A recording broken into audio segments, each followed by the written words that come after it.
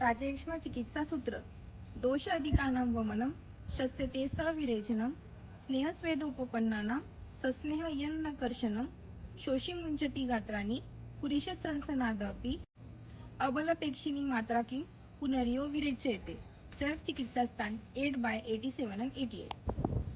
Let's see the meaning of the shlok.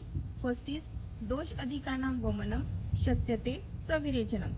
It means that in the patients of Rajayakshma having dosha adhikya, it should be advised with vaman and virechan.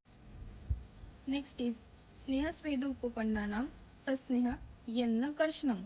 It means that shodhan, snehan and swedan should be carried out and Soumya Virechan and woman should be carried out significantly.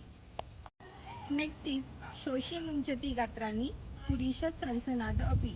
It means that even Malapravartan in the patient of Rajayakshma can lead to exhaustion or Gatra Munchan. Last is Abalapekshini Matrakim Punaryo Virechete. It means that in the patient of Rajayakshma, Virechan should never be advised irrespective of Bala and Matra. It should be noted that Acharya Charak, while starting the Chikitsa of Rajayakshma, has started with Avastik Chikitsa, that is according to symptoms. But